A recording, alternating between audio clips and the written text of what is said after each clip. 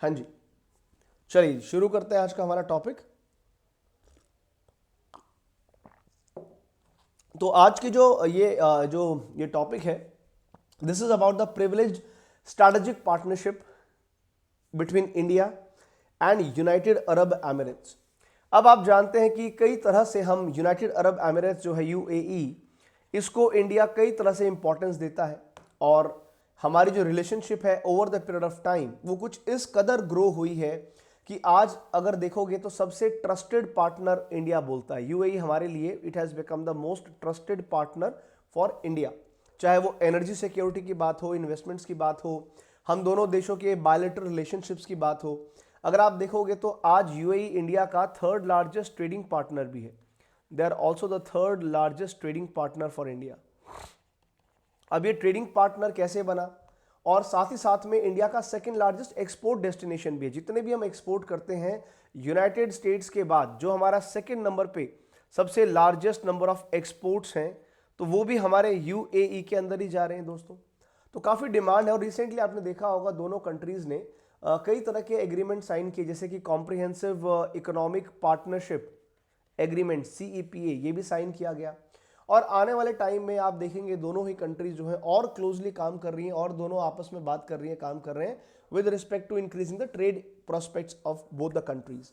चाहे फिर वो रुपी धर्म का सेटलमेंट सिस्टम हो या रुपी पेमेंट का इस्तेमाल हो इन टर्म्स ऑफ ट्रेड। तो आइए ज़रा समझने की कोशिश करते हैं कि ये पार्टनरशिप कैसी है और आपके इंटरनेशनल रिलेशंस जीएस पेपर 2 के लिए क्या इंपॉर्टेंट है दोस्तों, और इंटरनेशनल रिलेशंस में ऐसे टॉपिक्स को किस तरह से प्रिपेयर किया जाए वो मैं आपको आज की क्लास में समझाता हूँ। तो देखिए अभी कॉन्टेक्स्ट क्या है, पहले तो उसको सुनो कि वापस से ये न्यूज़ में किस तरह से क्यों आया है। तो मैंने आपको बताया कॉन्टेक्स्ट की, जो हमारे प्रधानमंत्री नरेंद्र मोदी जी वो जा रहे हैं फरवरी 13-14 को यूएई की उनकी विजिट है। एक बार मैप पे भी आप देख सकते हैं, यहाँ पे ये पूरा आपको जो गल्फ पेनिनसुला नजर आ रहा है, इस गल्फ पेनिनसुला के अंदर यहाँ पे लाई करता है आपका यूनाइटेड अरब एमिरेट्स, बिल्कुल क्लोज है सऊदी अरेबिया के। अगर मैं बॉर्डर की बात करूं, कई बार हो सकता है देखो प्रीलिम्स में यू नेवर नो कि प्री में आपको बोला जाए कि भाई इसके बॉर्डर कंट्रीज बताइए, तो बॉर्डर कंट्रीज याद रखनी है इसकी। नीचे ओमान के साथ इसका बॉर्डर है दोस्तों, और इधर दूसरा जो बाउंड्री है वो आपका यूनाइटेड अरब एमिरेट्स के साथ है। ये इसके दो जो है इंपॉर्टेंट बॉर्डर कंट्रीज हैं। साथ में इसकी लोकेशन इसीलिए भी इंपॉर्टेंट है क्योंकि पर्शियन गल्फ, आप यहां देखेंगे ये पूरा पर्शियन गल्फ है जो दुनिया भर में कम से कम 28% जो ऑयल का बिजनेस होता है, ऑयल एक्सपोर्ट होता है, वो इस पर्शियन गल्फ से होता है। और इसी पर्शियन गल्फ के यहाँ पे ये एक बहुत इंपॉर्टेंट चोक पॉइंट आपको नजर आएगा, एक पतली सी स्ट्रेट है जिसको कहते हैं स्ट्रेट ऑफ हॉर्मुज। अब ये हॉर्मुज की स्टेट इसलिए भी इंपॉर्टेंट है क्योंकि ये चोक पॉइंट है और यहाँ पे कोई भी डिस्टर्बेंस हो जाएगी तो पर्शियन गल्फ से जो बाहर ऑयल जाता है वो रुक जाएगा, और उसके चोक पॉइंट पे ही आपको लोकेशन मिलेगी यूनाइटेड अरब एमिरेट्स की, जो इसको सिर्फ इंडिया ही नहीं पूरे दुनिया के लिए एक बहुत क्रूशियल इंपॉर्टेंट कंट्री बना देता है दोस्तों। इसके साथ जो बाहर निकलने वाला रास्ता अरेबियन सी का है और इसी पर्शियन गल्फ का जो पूरा इंपैक्ट है दुनिया पे पड़ता है, और इसकी जो प्रॉक्सिमिटी इंडिया के साथ में है वो भी अपने आप में काफ़ी यूनिक है दोस्तों। तो ये तो होगी इसकी पोजीशन की बात। और अभी हमारे जो प्रधानमंत्री हैं वो क्यों जा रहे हैं, एक टेम्पल को इनॉग्रेट किया जाएगा, जो टेम्पल है जिसको BAPS टेम्पल भी कहते हैं, यानी कि बोचा सनवासी श्री अक्षर पुरुषोत्तम स्वामी नारायण संस्थाओं का ये टेम्पल है जो आबू धाबी में इनॉग्रेट किया जाएगा। अगर आप देखोगे तो हमारे इंडिया की तरफ से जो नंबर ऑफ विजिट हैं ये बहुत क्लोज विजिट हैं। ये 7वीं बार है जब हमारे प्रधानमंत्री यूनाइटेड अरब एमिरेट्स जा रहे हैं, और इनफैक्ट पिछले 8 महीनों में ये उनकी तीसरी विजिट है। तो यहीं से आप अंदाजा लगाएंगे कि इंडिया जितना क्लोज आ रहा है यूनाइटेड अरब एमिरेट्स से, और हमारी जो रिलेशनशिप है it is as of now it is one of the most prominent bilateral relationship. हम अपने दोस्तों में, क्लोज दोस्तों में हमेशा गिनती करते हैं इस यूनाइटेड अरब एमिरेट्स की, यूएई की। हमारा स्ट्रेटेजिक पार्टनर भी है, मोस्ट इंपॉर्टेंट लिंच पिन भी है इंडिया के पूरे गल्फ रीजन के लिए। इनफैक्ट देखिए इसको कहते हैं this is considered to be a linchpin for entire Gulf region. India यहाँ इसके थ्रू बाकी सभी इंपॉर्टेंट गल्फ प्लेयर्स के साथ कम्युनिकेट करेगा, वहां तक रीच आउट करेगा। तो कह सकते हैं कि this is also considered to be like a gateway, it is a gateway to Gulf. हमारे लिए तो ये गेटवे टू गल्फ है, linchpin to the Gulf है दोस्तों। और इसके साथ में आप देखोगे ये दूसरी बार है जब हम लोग जो है वहां जाके कोई मंदिर इनॉग्रेट कर रहे हैं। इससे पहले अगर आपको याद होगा 2022 के अंदर भी हिंदू टेंपल जो है इनॉग्रेट किया गया था दुबई के अंदर, अब की बार आबू धाबी में हो रहा है, ठीक है ना। और वहां पे यहीं पे 14 फरवरी को हमारे जो प्रधानमंत्री हैं वो यूनाइटेड अरब एमिरेट से ही जो वर्ल्ड गवर्नमेंट समिट है उसको एड्रेस करेंगे। उसमें भी हमें बुलाया गया है as a guest of honour. तो इंडिया का जो है काफी इंपॉर्टेंट रोल आप देखेंगे अगले 2 दिनों में। जो स्पीचेस होंगी प्रधानमंत्री की काफी इंपॉर्टेंट होने वाली है, उसका इंपैक्ट आप इंटरनेशनल रिलेशंस पे देखेंगे। लेकिन आखिर ये जो हमारा पूरा दोस्ती है, जो प्यार है इस कंट्री के साथ में, इसके कौन कौन से इंपॉर्टेंट पिलर हैं। देखिए हमेशा मैं आपको एक बात बोलता हूं, इंटरनेशनल रिलेशंस जो है वो भावनाओं से नहीं चलते हैं, वो आपकी मर्जी से नहीं चलते हैं। International relations are always driven by 2 important things. Number 1 is economic interest, आपके किस देश में कितने क्या इकोनॉमिक इंटरेस्ट हैं, और दूसरे हैं आपके स्ट्रैटेजिक लोकेशंस, आपके क्या स्ट्रैटेजिक लोकेशन है, क्या स्ट्रैटेजिक इंटरेस्ट है। इन दोनों ही वजह से आप अपने दोस्त दुश्मन सब कुछ तय करते हो इंटरनेशनल रिलेशंस में।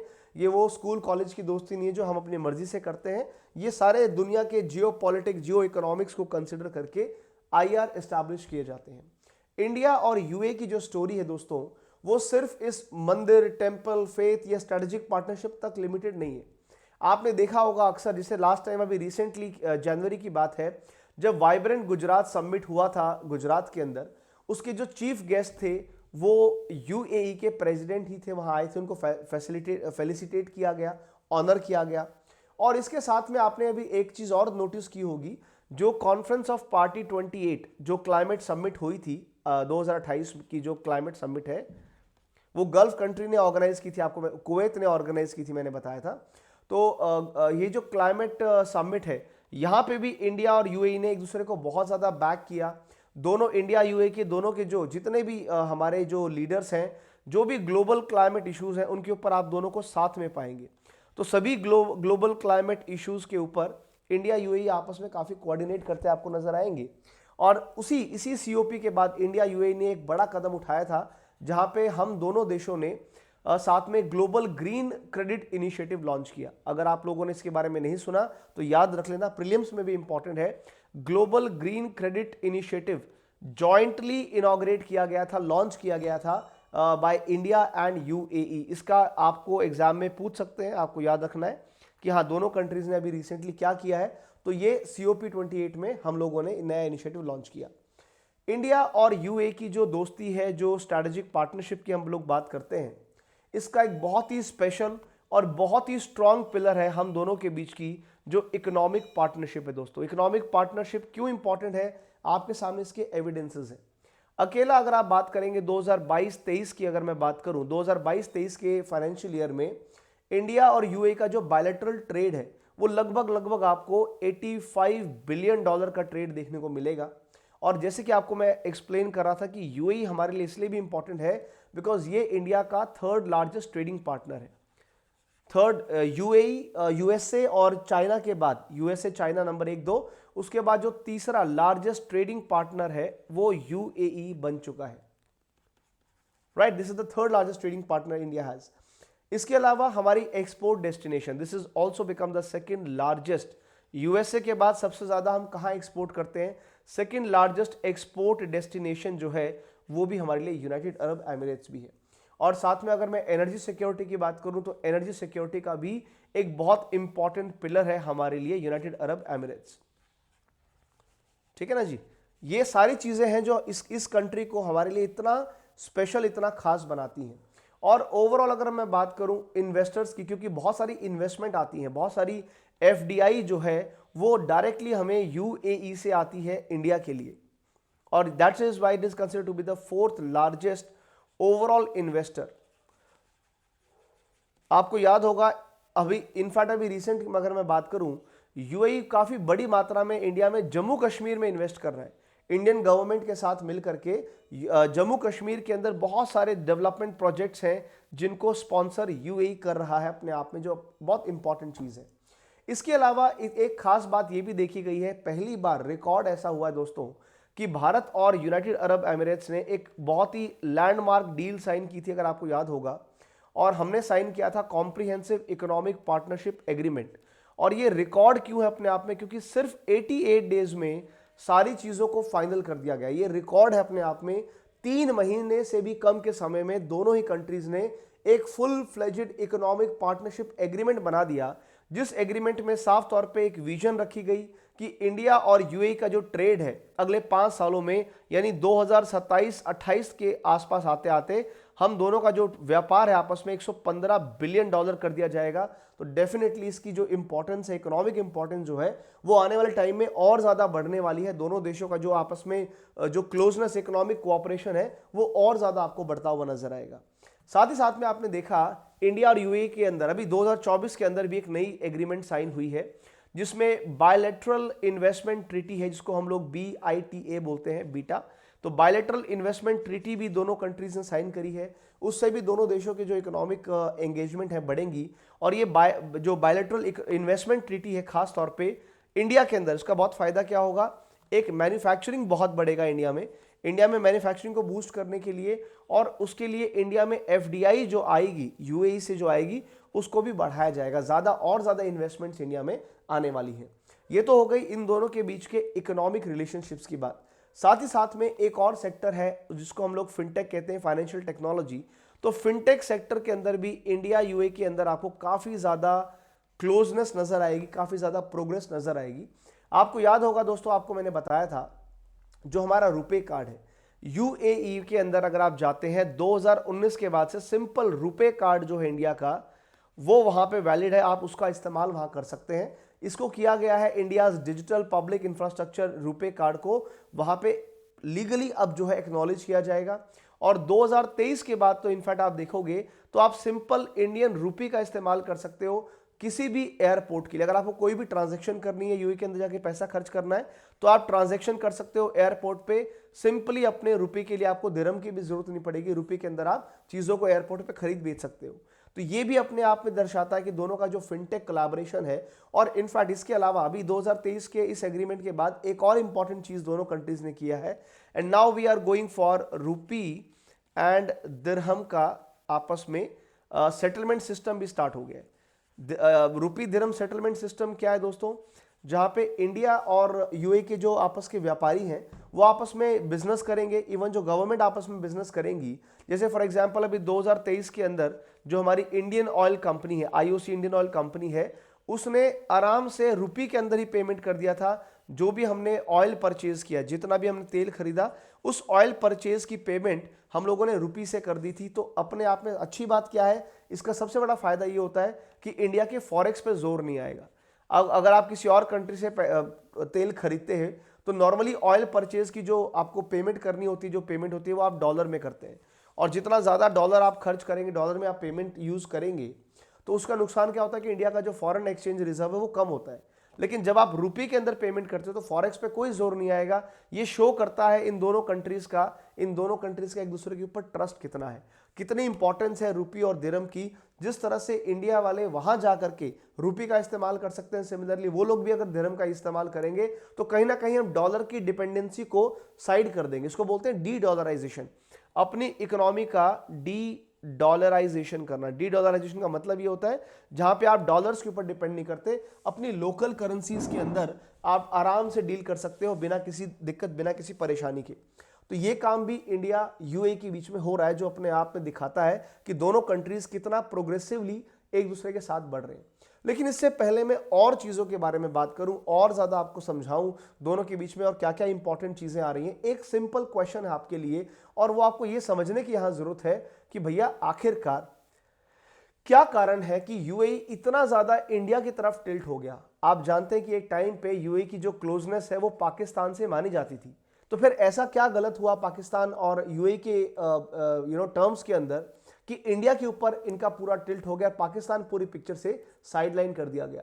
देखिए, आप इस बात को समझेंगे सबसे पहले तो कि जो जियोपॉलिटिकल कंडीशंस हैं, जैसे कि ईरान की अगर मैं बात करूं, ईरान कंट्री और यूएई के बीच में ज्यादा बनेगी नहीं।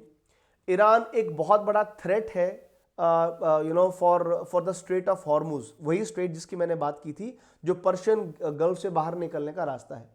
और आप जानते हैं कि ईरान के जो रिबल्स हैं, हाउदी रिबल्स जिनको हम कहते हैं, आज येमेन में वो क्या कर रहे हैं, you know it very well.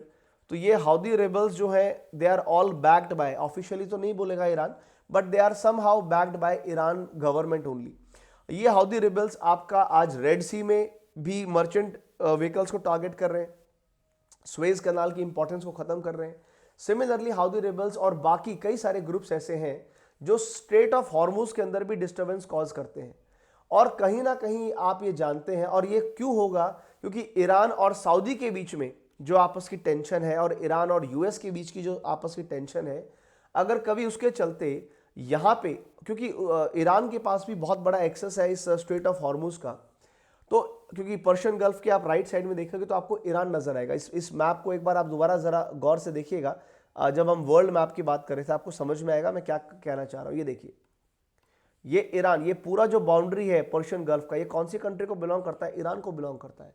तो ईरान कल को अगर किसी भी वजह से, अब आपको पता है ईरान और सऊदी का आपस में इशू है, बेसिक फंडामेंटल प्रॉब्लम है शिया सुन्नी का। जो ईरान है that is all Shia and Sunni जो मेजॉरिटी आपको सऊदी में मिलेगी। किसी भी टेंशन की वजह से अगर ये एरिया चौक किया जाएगा by Iran for any region, of course उसका एक बहुत ही नेगेटिव इंपैक्ट आपका इसके ऊपर पड़ेगा, राइट? यस और नो? तो आज के टाइम पे जो ईरान है वो एक बहुत बड़ा कॉज ऑफ कंसर्न है हमारे यूनाइटेड अरब एमिरेट्स के लिए। तो इसी जियोपॉलिटिकल कंडीशंस को ध्यान में रखते हुए, ईरान की इक्वेशन को समझते हुए, पाकिस्तान को यूएई ने एक अपना पार्टनर बनाया था। स्टार्टिंग में पाकिस्तान को एक पार्टनर बनाने की कोशिश की गई थी, और हमने देखा भी कि यूएई पाकिस्तान के बीच में काफी डीप इकोनॉमिक सिक्योरिटी रिलेशनशिप्स भी रही स्टार्टिंग के फेज में। लेकिन अगर आज की बात करें, प्रेजेंट डे की बात करें, तो पाकिस्तान जो है वो ज्यादा हेल्पफुल नहीं नजर आता यूएई के लिए। यूएई ने इस बात को रियलाइज किया कि पाकिस्तान एक्चुअली हमारी ज्यादा मदद नहीं कर पा रहा, क्योंकि उसके पास खुद की बहुत सारी समस्या है। आज पाकिस्तान के अंदर जो इंटरनल इश्यूज है, पाकिस्तान खुद एक बहुत बड़ी पॉलिटिकल इनसिक्योरिटी से गुजर रहा है। ना पाकिस्तान अपने इंटरनल सिक्योरिटीज को, इंटरनल इश्यूज को सॉल्व कर पाया, ना ही पाकिस्तान सऊदी अरेबिया की हेल्प कर पाया जब सऊदी अरेबिया को जरूरत थी उन रेबल्स के साथ लड़ने के लिए जो आज येमेन में ऑपरेट कर रहे हैं, ईरान को बैक कर रहा है, हाउदी रेबल्स उनको बोलते हैं। तो ना तो ये सऊदी की मदद कर पा रहे, ना अपने इंटरनल इश्यूज को कर पा रहे, और ना ही जो जिहादिस्ट ग्रुप है, जो टेरर पैड लॉन्च पैड्स हैं, ना उनको ये खत्म कर पा रहे, ना उनको स्टॉप कर पा रहे। आप याद देखिएगा, जितने पाकिस्तान के अंदर दुनिया भर के जो टेरर ग्रुप्स हैं, ये टेरर ग्रुप सिर्फ इंडिया के लिए नहीं है। ये टेरर ग्रुप जो है इंडिया को तो परेशान करते ही हैं, साथ में पूरे वेस्ट एशिया, पूरे मिडल ईस्ट को भी परेशान करते हैं। और पाकिस्तान का नाम बहुत खराब है इन टेररिस्ट को सेफ हेवन देने के लिए, इनको जो है अपनी कंट्री में एक तरह से डायरेक्टली इनडायरेक्टली पनाह देने के लिए, राइट? तो हम ये समझते हैं कि ये सारी वो कारण है, ये सारी वो चीजें हैं जिनसे अल्टीमेटली यूएई को समझ में आ गया कि भाई पाकिस्तान जो है ना, ये हमारे लिए ज्यादा हेल्पफुल कंट्री नहीं है। तो यहां से शुरुआत होती है। यूएई ने बोला भाई पाकिस्तान नहीं, तो फिर नजर गई इंडिया के ऊपर। उसके बाद इंडिया जो है धीरे धीरे करके एक इंपॉर्टेंट डेस्टिनेशन बना यूएई का, खास तौर पे शुरुआती दौर में एनर्जी और ऑयल परचेज के लिए, ठीक है ना। उसके बाद हमने देखा धीरे धीरे करके यूएई का जो मैसिव सॉवरेन वेल्थ फंड है वो एक बहुत बड़ा सोर्स बन गया इंडिया के लिए। इंडिया के अंदर डेवलपमेंट, इंफ्रास्ट्रक्चर डेवलपमेंट के लिए दुनिया भर का इन्वेस्टमेंट देना स्टार्ट किया, एफडीआई स्टार्ट करी, यूनाइटेड अरब एमिरेट से हमारे पास आने लगी। इसके बाद ये भी दोनों कंट्रीज ने रियलाइज किया कि भाई हमारे बीच में काफी सारी सिमिलैरिटीज हैं, कई सारी चीजों पे हमारे कॉमन एरिया ऑफ इंटरेस्ट है, और खास तौर पे टेरर इश्यूज को लेकर के। ना यूएई टेररिज्म को सपोर्ट करता है, प्रमोट करता है, रादर की ओपनली उसको ब्लॉक करने की बात करता है, खत्म करने की बात करता है। सिमिलरली इंडिया और यूएई का जो स्टैंड है, जो एंटी टेरर स्टैंड है दोनों कंट्रीज का, वो काफी एक जैसा है। और इसीलिए दोनों ही कंट्रीज ने मिलकर कई बार, कई जगह, कई ग्लोबल प्लेटफॉर्म्स पे इन टेरर ग्रुप्स को कॉम्बैट की बात की है, और विदाउट एनी डिस्क्रिमिनेशन। कोई गुड टेररिज्म, बैड टेररिज्म नहीं है। तो साफ तौर पे हमने देखा कि यूएई और इंडिया का जो कन्वर्जेंस है टेररिज्म को लेकर के, वो स्टैंड बहुत क्लियर है। और इसके अलावा ये भी जो है इस पूरे मामले की वजह से आज के टाइम पे जो पूरा जीसीसी है, जो गल्फ कोऑपरेशन काउंसिल है, इसमें 6 कंट्रीज हैं, वो भी उतना ज्यादा एक्टिवली उतने रिजल्ट्स प्रोड्यूस नहीं कर पा रही थी। तो यूनाइटेड अरब एमिरेट्स ने कहीं ना कहीं ये समझा कि भैया आज अगर वेस्ट एशिया की भी बात करेंगे या पूरा एशिया की डायनेमिक समझेंगे, उस पूरे डायनेमिक्स में इंडिया जो है वो एक गोल्डन स्पॉट नजर आता है। सिर्फ यूएई का नहीं, दुनिया की हर देश को आज इंडिया एक गोल्डन स्पॉट नजर आता है। चाहे इकोनॉमी की बात कर लीजिए, चाहे स्ट्रैटेजी की बात कर लीजिए, ऊपर से इंडिया का जो इन्फ्लुएंस और इंपॉर्टेंस है इंडियन ओशन के अंदर, उसकी वजह से तो पूरे वर्ल्ड मैप पे आज हर जगह भारत ही भारत आपको नजर आएगा। जब से 2015 के बाद से इंडियन ओशन की इंपॉर्टेंस बढ़ी है, इंडिया की भी बाय डिफॉल्ट इंपॉर्टेंस बढ़ गई है। तो ये कारण है जिससे ये दोनों देशों के बीच में एक नेचुरल कन्वर्जेंस आपको देखने को मिला। फिर इन दोनों कंट्रीज ने अपनी चीजों को, जरूरतों को समझते हुए, इंटरेस्ट को अलाइन करते हुए एनर्जी सिक्योरिटी में बहुत ज्यादा काम किया है। अगर आप देखोगे तो आज यूनाइटेड अरब एमिरेट जो है इंडिया का ट्रस्टेड पार्टनर है एनर्जी सिक्योरिटी के लिए। In fact UAE is the only nation from the region जिसके पास स्ट्रैटेजिक ऑयल रिजर्व्स है इंडिया के अंदर। इंडिया के अंदर स्ट्रैटेजिक ऑयल रिजर्व्स आप देखेंगे तो आपको 3 जगह, अभी फेज अलग अलग फेजेस होती हैं, फिलहाल अगर मैं फेज 1 की बात करूं, फेज 1 के स्ट्रैटेजिक रिजर्व्स इंडिया ने 3 जगह पे लगाए हैं, विशाखापट्टनम, पादुर और मैंगलुरु। ये फेज 1 है। इसके अलावा फेज 2 अभी आना बाकी है, उस पर काम चल रहा है।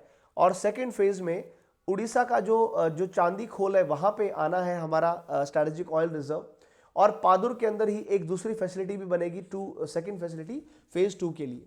ये strategic oil reserve, strategic petroleum reserve क्या होते हैं वो भी आपको वैसे बेसिक पता होना चाहिए, क्योंकि देखिए क्या है ना दोस्तों, आज इंडिया 85% अपने एनर्जी के लिए ऑयल पे डिपेंड करता है। हम लोग डिपेंड करते हैं इंपोर्ट पे।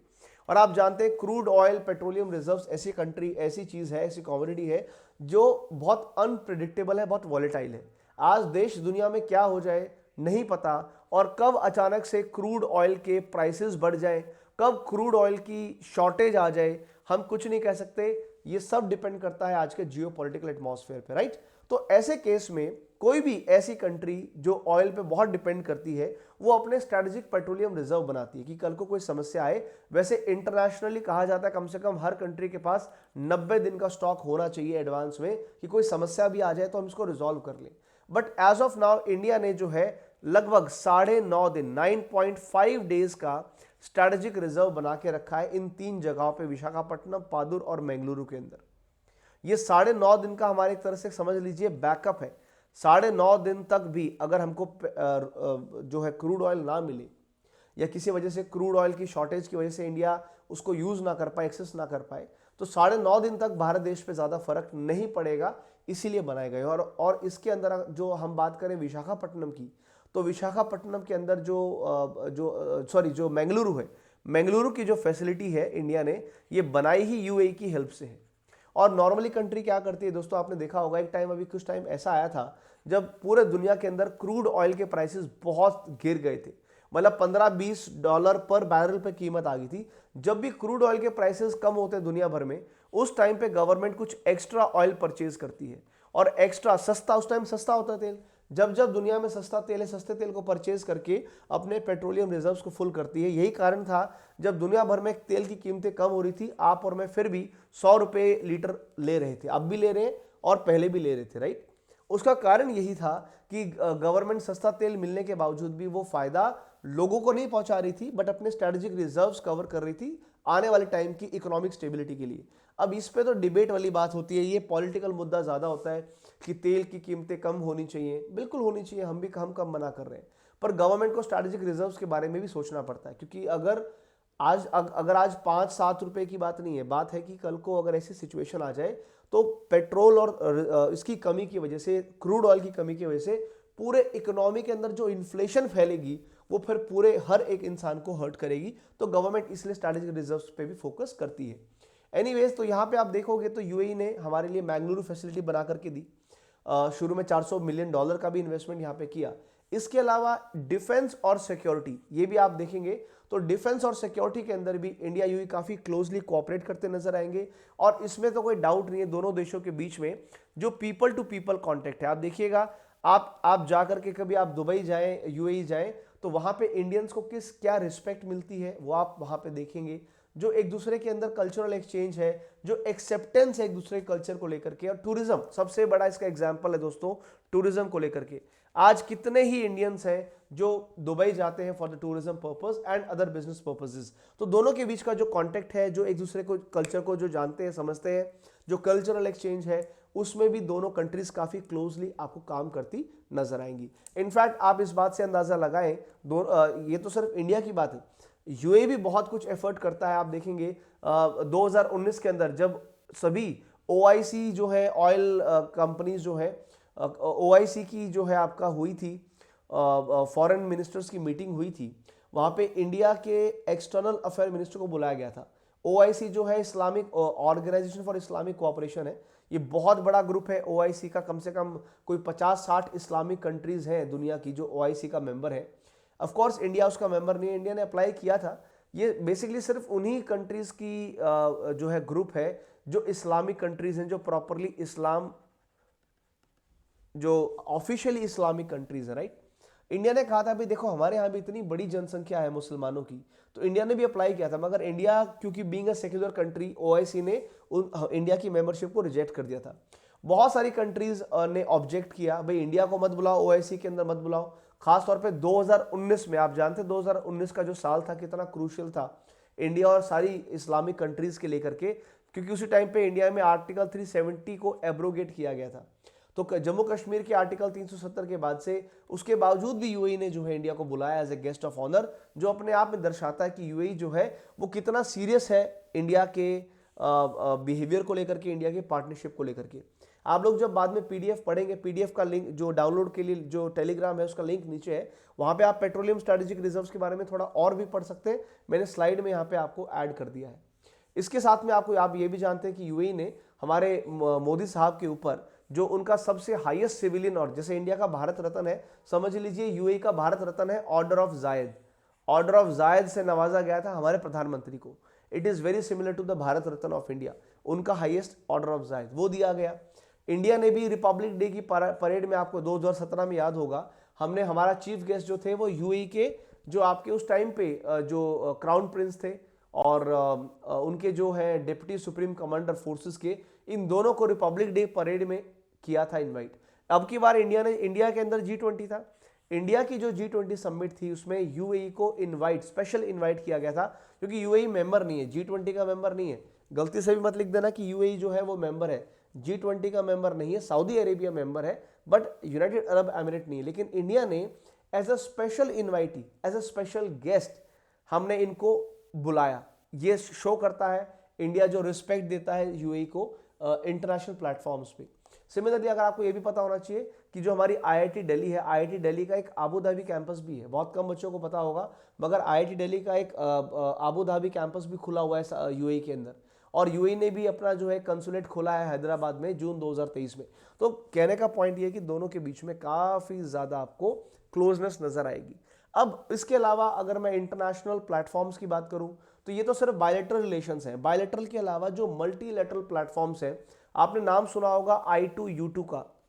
यूपीएससी मेंस में भी क्वेश्चन आया था I2U2। I2U2 क्या ग्रुप है? I2U2 जो ग्रुप है इसको कहते हैं वेस्ट एशिया का क्वाड। I2U2 का मतलब है India, I for India, then we have I for Israel, ये दो I हो गए, और U2 का मतलब है एक USA और फिर आपका UAE। ठीक है ना, ये आपका इजराइल हो गया, ये इंडिया हो गया, यूएई, और ये चारों कंट्रीज ने मिलके एक 4 कंट्रीज का ग्रुप बनाया है I2U2 के नाम से, और इसी को कहते हैं, it is also called as West Asia का क्वाड।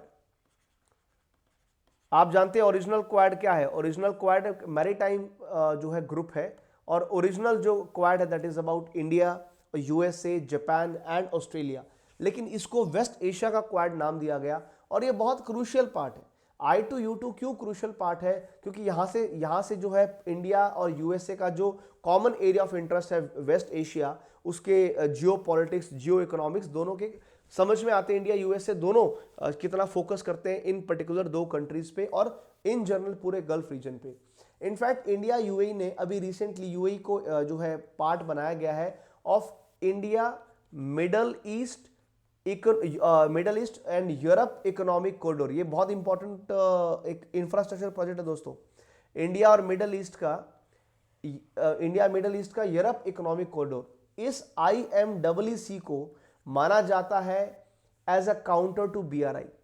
BRI क्या है? Belt road initiative. किसका? चाइना का। तो चाइना ने जो एक प्लान बना रखा है 2013 में, जो प्लान बनाया था मास्टर प्लान चाइना का, कि पूरे दुनिया में इंफ्रास्ट्रक्चर डेवलपमेंट करूंगा और चाइना को जाकर के सीधा पूरे एशिया से कनेक्ट करूंगा, यूरोप से कनेक्ट करूंगा, अफ्रीका से कनेक्ट करूंगा। तो बीआरआई का जो प्रोजेक्ट है, इसको काउंटर करने के लिए कहीं ना कहीं ये सबसे बड़ा जो एक हमारे पास अपॉर्चुनिटी है, वो यही इंडिया मिडिल ईस्ट का यूरोप इकोनॉमिक कॉरिडोर है, जहां पे हम, और ये अभी रिसेंटली साइन हुआ है, अब की बार G20 में ही, इंडिया में जो G20 सितंबर में हुई थी, अभी अभी अभी हमने इसको साइन किया है दोस्तों। And this is considered to have a potential rival to China's BRI. और इसका फायदा ये होगा, इंडिया को हम कनेक्ट करेंगे यूरोप के साथ में, और पूरे अरेबियन पेनिनसुला, और ये कनेक्टिविटी को बढ़ाया जाएगा। एक बार कनेक्टिविटी बन गई, उसके बाद आपका ट्रेड, इकोनॉमिक्स अपने आप फ्लरिश करेगी, व्यापार बढ़ेगा इस पूरे एरिया के अंदर, है ना। तो ये सब चीजें हैं जो आज इंडिया यूए के अंदर आपको देखने को मिलेगी। लेकिन at the same time, having said that, at the same time you will also see some areas of divergence. कई कई जगह हैं जहां पे अभी भी काम करना बाकी है। कुछ कंसर्न्स हैं जो मेरे को लगता है जिसके ऊपर इंडिया और यूएई को काम करना चाहिए, क्लोजली काम करना चाहिए, क्योंकि ये अपॉर्चुनिटी बार बार हमको नहीं मिलेगी दोस्तों। क्या कंसर्न है दोनों के रिश्तों में? एक तो सबसे बड़ा कंसर्न ये है कि देखो, इन्वेस्टमेंट बहुत आ रही है। आपने अभी भी देखा कि यूएई अपने आप में इंडिया का 4th लार्जेस्ट इन्वेस्टर है। हम कितना कितना सारा इन्वेस्ट कर रहे हैं, यूएई इंडिया के अंदर इन्वेस्ट कर रहा है, मगर वो जितनी भी इन्वेस्टमेंट्स आ रही हैं इनकी तरफ से, हम उसका इंप्लीमेंट बहुत स्लो कर रहे हैं। ये लोग पैसा देने में कमी नहीं छोड़ रहे, कमी हमारी तरफ से है। हम इनके इन्वेस्टमेंट्स को बहुत ही स्लो इंप्लीमेंट कर रहे हैं, जितना फास्ट। और आप जानते हैं कि दुबई और सऊदी, जो अबू धाबी है, अपने इंफ्रास्ट्रक्चर के लिए जाना जाता है। ये बहुत स्पीड से काम करते हैं। गल्फ कंट्रीज ने वो कोड डिकोड कर लिया है, इंफ्रास्ट्रक्चर कैसे जल्दी से जल्दी बनाना है। तो ये लोग पैसा दे रहे हैं, लेकिन इंडिया उस चीज को उतना अच्छे से इफेक्टिवली यूज नहीं कर पा रहा। जब तक ये स्लो इंप्लीमेंटेशन रहेगा तो ये लोग भी उतना इन्वेस्ट नहीं कर पाएंगे जितना इनका पोटेंशियल है। दूसरा, अगर आप देखोगे, बायलैटरल ट्रेड अभी भी उतना फ्लरिश नहीं कर रहा जितना होना चाहिए था। इनफैक्ट कुछ टाइम बीच में आपको डाउन जाता भी नजर आया था। तो इसके ऊपर सीरियसली काम करना चाहिए। अब तो चलो thankfully comprehensive economic partnership agreement बना लिया है और बायलैटरल इन्वेस्टमेंट ट्रीटी साइन कर ली है, तो चीजें बेटर होनी चाहिए, और होंगी तभी ये चीजें, गाड़ी आगे सरकेगी। एक और थोड़ा सा चैलेंजिंग ये है, जिस तरह से आप जानते हैं कि इंडिया अभी भी सबसे बड़ा डायस्पोरा है यूएई के अंदर। पूरा यूनाइटेड अरब एमिरेट्स की जो वर्क फोर्स है, उसमें सबसे बड़ी वर्क फोर्स का जो कंट्रीब्यूशन है इंडिया की तरफ से। भाई बहुत सारे इंडियन जो हैं वहां दुबई में और बाकी अलग अलग गल्फ कंट्रीज में जाकर के वहां पे जॉब कर रहे हैं। लेकिन धीरे धीरे आपने ये भी देखा होगा, कुछ टाइम नोटिस करेंगे तो बांग्लादेश के लोग और जो फिलिपिनोज हैं, फिलीपीन और बांग्लादेश के लोग अब धीरे धीरे इंडियन वर्कर्स को कई फील्ड में रिप्लेस कर रहे हैं। तो एक थ्रेट है हमारे पास बांग्लादेश का और फिलीपींस का। अगर इंडिया के वर्कर्स वहां पे सरवाइव ना करें, और इंडिया के वर्कर्स को अब अपने आप को और ज्यादा स्किल्ड करना पड़ेगा, स्किल्ड वर्कफोर्स बनानी पड़ेगी, तभी जाकर के हम इन कंट्रीज में रेलेवेंट रह पाएंगे और हमारे को रिप्लेस ना होना पड़े, इसके लिए जरूरी दोस्तों। सो मेरा कहने का पर्पज ये कि ये जो कंसर्न्स हैं इनको हमें सीरियसली टेकअप करना चाहिए। बाकी ओवरऑल अगर हम बात करें, so we see the relationships of India and UAE going in a very very good direction. Undoubtedly India recognise करता है और बहुत वैल्यू भी करता है यूएई के रोल को। पूरे आप कह सकते हैं, जो हमने बात कर ही दिया था, क्योंकि India consider itself UAE as a gateway to the Gulf, और पूरे ही गल्फ रीजन के लिए, पूरे गल्फ के लिए जो एक सबसे इंपॉर्टेंट कंट्री है, एक सेंट्रल कंट्री है, वो यूएई बन चुकी है। इसी तरह से यूएई भी इस बात को मानता है कि आज ग्लोबल लीडरशिप का जो रोल है इंडिया का, वो होने वाला है। इंडिया विश्व गुरु जो है बस बन गया है, बनने वाला है। और दोनों ही कंट्रीज इसीलिए एक दूसरे को प्रिविलेज स्ट्रैटेजिक पार्टनरशिप के रूप में देखती हैं, जो आने वाले कई सालों तक डेफिनेटली हम जिस ट्रैक पे चल रहे हैं, आने वाले टाइम में इसको और ज़्यादा बेटर होगा, ये और ज़्यादा ग्रो करेगा। ये इंपॉर्टेंट क्वेश्चन, इंपॉर्टेंट जो है डिस्कशन आपको किया। एक्सपेक्ट करें आपका कुछ ना कुछ इंडिया और यूएई के ऊपर क्वेश्चन आपका ज़रूर आएगा for the mains, upcoming the mains. और इन दोनों के खास तौर पे जिन जिन एग्रीमेंट्स की मैंने बात करी, जो हमने इंपॉर्टेंट एग्रीमेंट साइन करे, या जितने भी मैप बेस्ड लोकेशन मैंने आपको दिखाई, ये डेफिनेटली आपके प्रीलिम्स में इंपॉर्टेंस इनका रहेगा और प्रीलिम्स में क्वेश्चन आने के चांसेस रहेंगे दोस्तों। आई होप ये एटलीस्ट ये टॉपिक आप सबको क्लियर हो गया, समझ में आ गया, क्लियर हो गया। सब्सक्राइब जरूर कर दीजिएगा, और चैनल को जो है सब्सक्राइब करने के साथ साथ वीडियो को लाइक भी कर देना अगर अभी तक आप लोगों ने नहीं करा है। पीडीएफ वगैरह जिस बच्चे को पीडीएफ चाहिए वो नीचे डिस्क्रिप्शन में जाएं और वहां पे टेलीग्राम के अंदर आपको पीडीएफ मिल जाएगी। I hope this topic is absolutely clear. हाँ जी।